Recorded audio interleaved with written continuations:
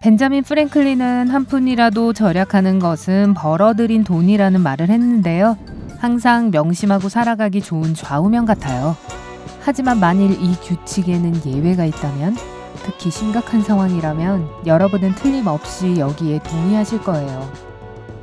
제프 베이조스, 마크 저커버그, 빌 게이츠와 같은 억만장자의 이름들을 한 번쯤은 들어보셨을 거예요. 하지만 제2 폴 게티는 어떤가요? 여러분의 세대 전이라면 힌트를 드릴게요. 게티는 1960년대에 지구상에서 가장 부유한 사람이었어요. 그 당시 약 12억 달러라면 오늘날 거의 100억 달러를 가지고 있는 것과 같아요. 50년 전까지만 해도 괜찮았거든요. 하지만 이 석유 재벌은 재산뿐만 아니라 극도의 절약으로도 유명했습니다.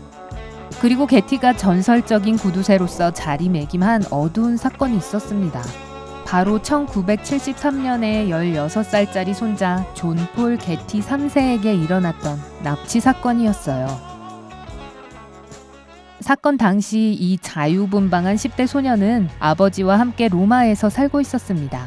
하지만 그들이 살고 있는 곳에서 세계 최고 갑부의 상속자는 당연히 눈에 띄었고, 현지 언론은 그가 누구인지 잘 알고 있었습니다. 보헤미안스러운 생활 방식 때문에 언론으로부터 황금 히피라고 불렸고, 이름만 들어도 모두가 아는 유명인이 되었죠. 운명의 날, 게티 3세는 신문 가판대로 만화책을 사러 나왔습니다. 그때 납치범들이 그를 덮쳤습니다. 납치범들은 남부 지역의 동굴로 데려갔습니다.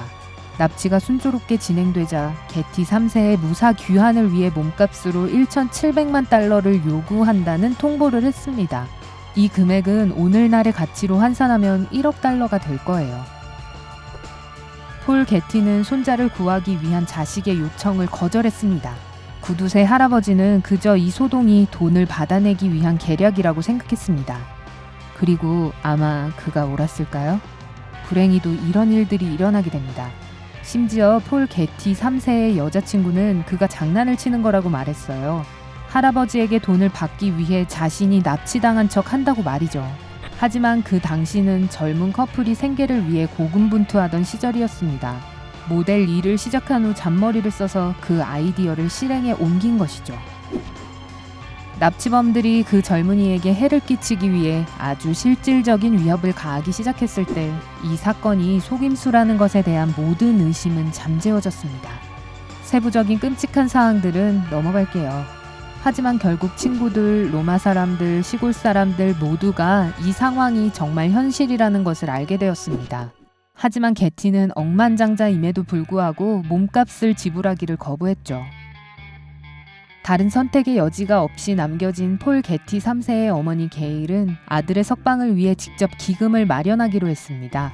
게일은 심지어 납치범들 중 한 명과 통화하기도 했는데 이들은 돈을 주지 않는 것을 믿을 수 없었습니다.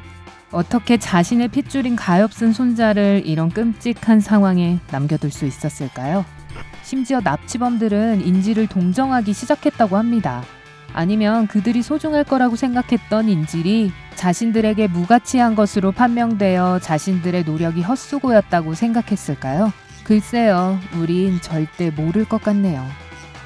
우리가 알고 있는 것은 5개월 후 이 노인이 마침내 승낙을 했지만 납치범들과 협상을 통해 몸값을 300만 달러, 오늘날에는 약 1,700만 달러로 낮춘 후에야 겨우 승낙했다는 것입니다. 게티는 220만 달러가 세금으로 탕감할 수 있는 최대 금액이기 때문에 이 이상을 주는 것에 동의했습니다.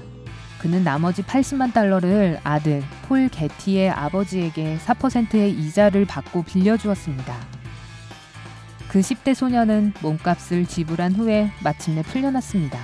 한 번은 어머니의 권유로 할아버지에게 전화를 걸어 몸값을 지불해 주신 것에 대해 감사하려고 했지만 제2 폴 게티는 전화를 받으려고 하지 않았습니다. 그는 나중에 언론에 자신이 납치범들에게 돈을 지불해야 한다는 사실을 믿지 않는다고 말했습니다. 나에겐 14명의 손자가 더 있는데 지금 1페니를 내면 14명의 손자들이 모조리 납치되게 될 것이라는 게 그의 표현입니다. 어쨌든 손자의 몸값을 낮추기 위해 나치범과 협상할 사람이 거의 모든 것을 흥정하는 것으로 평생 악명이 높았다는 것은 어떻게 보면 당연하겠네요. 고급 스위트룸이든 미술품과 부동산을 구입하든 그는 먼저 가격을 낮추지 않고는 어떤 것도 사지 않을 사람이었습니다.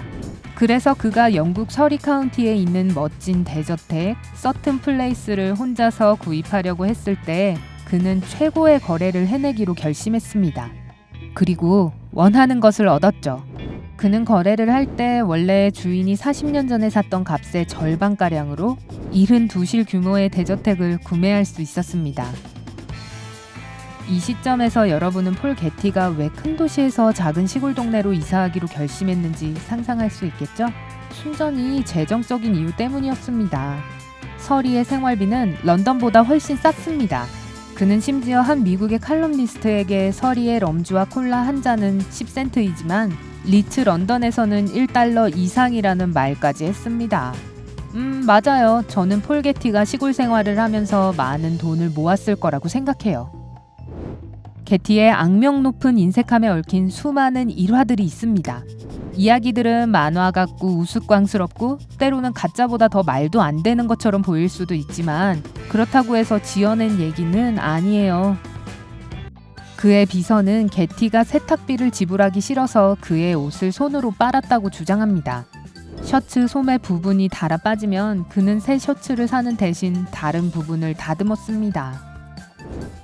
그리고 흔치 않은 일이었지만 가끔 그가 옷을 살 때는 역시나 구두쇠였어요.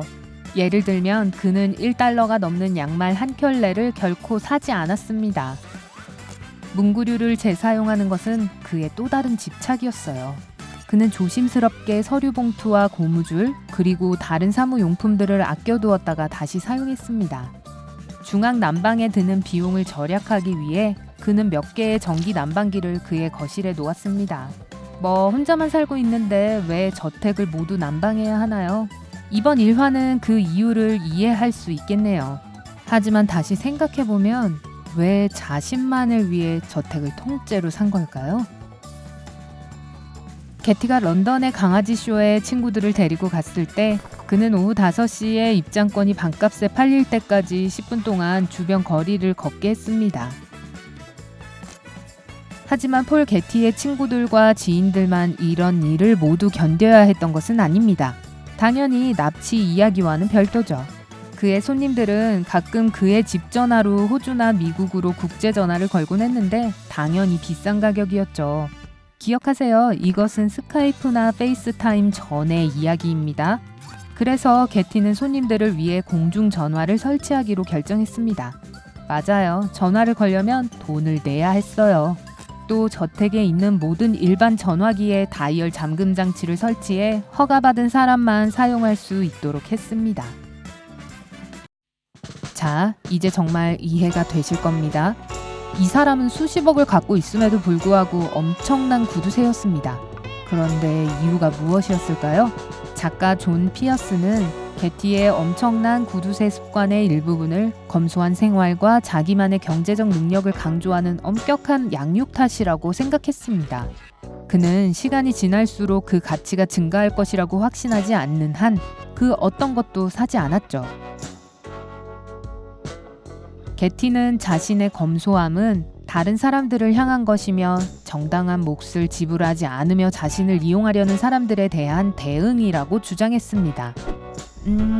그 사람 입장에서 보려고 노력한다면 여러분 돈을 위해 여러분을 이용하는 사람들은 재산이 커질수록 점점 더 큰 문제가 될 것 같기는 해요.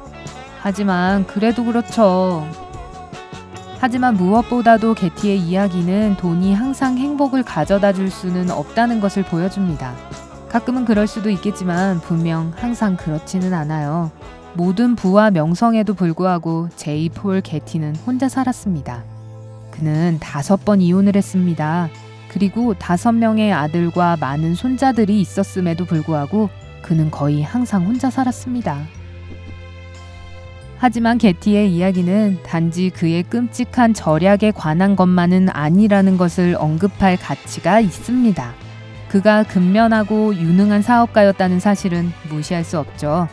대부분의 사람들이 은퇴하고 느긋하게 지내고 있는 74세의 나이에 게티는 여전히 전 세계에서 그의 업무를 감독하면서 매일 약 16시간에서 18시간을 일하고 있었습니다. 세상을 떠나기 몇 주 전에 했던 마지막 인터뷰에서 그는 세상에서 가장 부유한 사람으로서 당신은 인생에서 또 무엇을 원합니까? 라는 질문을 받았습니다. 그는 저는 더 많은 사업을 하고 싶어요 라고 말했습니다. 그리고 저는 이 대답이 모든 것을 요약한다고 생각해요. 왜 게티는 몸값을 지불하기를 꺼렸다고 생각하나요? 다른 손주들에 대한 진정한 걱정, 양육 방식 또는 단지 순수한 탐욕 때문이었을까요? 여러분의 의견을 아래에 댓글로 알려주세요. 여러분이 오늘 새로운 뭔가를 배우셨다면 영상의 좋아요를 누르고 친구에게 공유해주세요. 저기요, 아직 하시면 안 돼요. 여러분을 위한 2000개 이상의 재미있는 영상을 준비했습니다. 왼쪽, 오른쪽 중 하나를 선택해 클릭을 하신 후 즐겁게 감상하기만 하시면 돼요. 밝은 면과 함께 하세요.